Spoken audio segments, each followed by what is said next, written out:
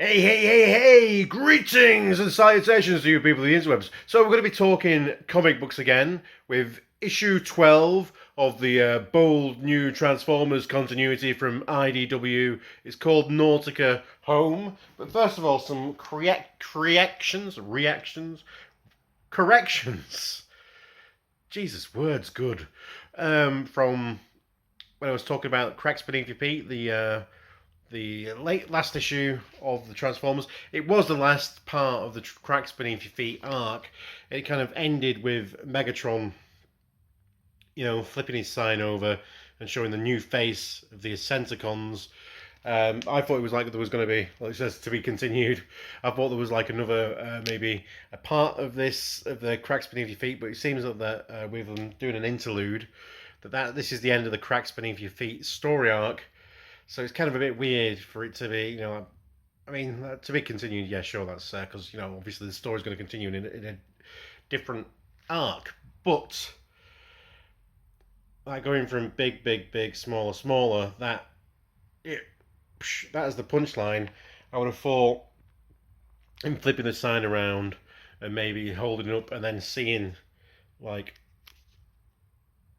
all the Decepticons as they were behind him would have been like a good splash page, another like to go bang. That's the end. This is it. This is the new fate. Look at us, bang. Look at us from a place of power. That would have been quite good. I thought, but the language used, the size of the frames, going smaller, kind of makes it feels like it somehow not as important. But what did I know? I'm not an art expert. Sorry, we're on shaky cam because we're just. I'm just doing a handhold kind of video. So, issue 12, Nautica Home. Written by Brian Ruckley. Art by Sarah pitre-durocher. And colours by Joanna Lafonte.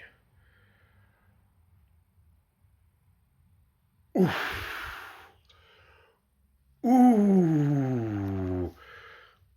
This is the good stuff. This is the good stuff. So we have Nautica on Sentinel Prime's ship. Starscream tells her that they've managed to get a little bit of information on the Thrall embassy. There's an embassy. They've got embassy of different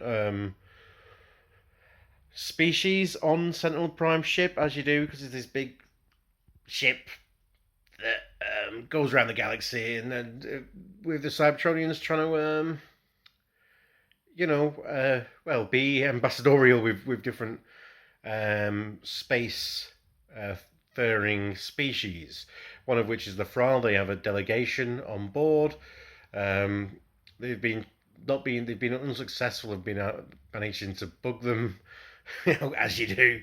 Starscream has said, "Oh look, actually, we have actually managed to intercept some stuff. Look at this," because Starscream's the head of the intelligence, and he's quite sarcastic and Starscreaming, which is cool. Nautica listens to it and she's like, "Well," straight away she's like, "Right, I need to be off." So because she hears something about the way incorrect syntaxes of how they refer to each other in a farewell means that things are not quite what they appear. There's more to them meets the eye. Oh, that was painful. So her and her bodyguard, Roadrage, set about trying to find out what's going on. And it's a lot of world building. Good world building, a universe building, as it were. And cohesive art, because it's one of these issues that's written. The art is just by one artist, and it's a returning IDW artist. I feel sorry for the new guys because Sarah pitre-durocher just knocks it out of the water. And if you told me, if you told me that this Transformers comic book series is just going to continue and it's just going to be about Nautica and Roadrage, I'd be all in for it. I think Roadrage has instantly become a favourite character of this new continuity. She's just badass in this comic. She is just absolutely just, yeah, all the great qualities of a character. She's the bodyguard. She's the strong, dependable one to Nautica's more cerebral kind of endeavors, and they make a good team up. It's an absolutely really good team up. It's an issue, a comic book issue that feels like a science fiction story. It feels like an episode of a science fiction TV show. It is spacey. It makes good use of actual transformations. Nautica's alt mode actually not well, yeah, not Nautica's, but Roadrage's alt mode, and because she's the tracks like, so she can has some limited flight capabilities as well as road type of stuff actually comes into play in the story. So it makes use of alt modes. So it is a very much a Transformers story, but yeah, it feels like an honest to goodness science fiction story, a space adventure on a spaceship, which is what we want, which is what we like. Yeah, like I say, sorry, pitre-durocher does a cracking job of conveying like these characters, and yeah, we get some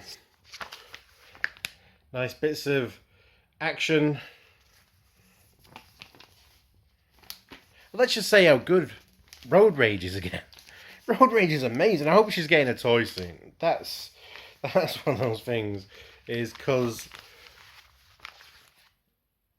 damn, Roadrage is cool. Yeah, that's that's what I like about a character. That's what I like in a character. Somebody can really rip a door open. So yeah, this one is. I'm buzzing from this one. It's a really high recommendation.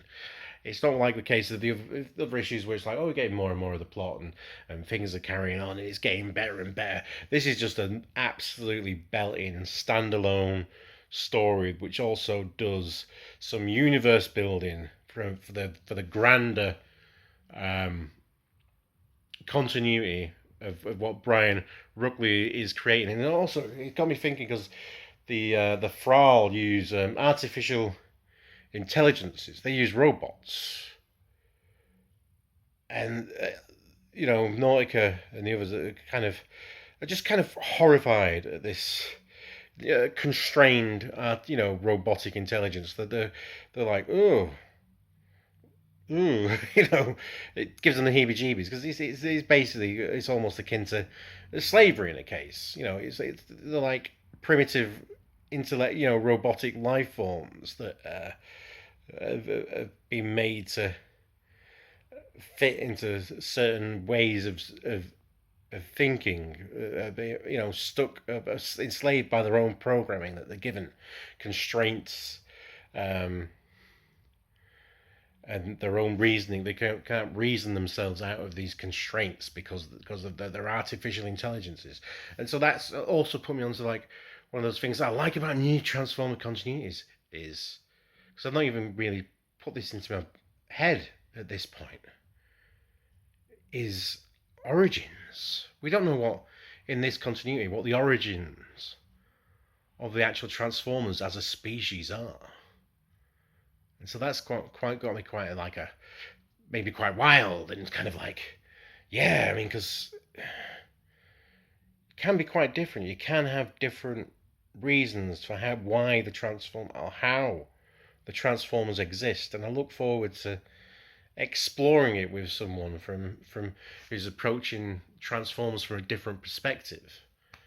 So yeah, it gives me hope for the future. But it's a great standalone story. The art's fantastic. The characters are great. Honestly, you're gonna love Roadrage. Nautica's cool, but Roadrage is the badass character in this, even though it's called Nautica Home.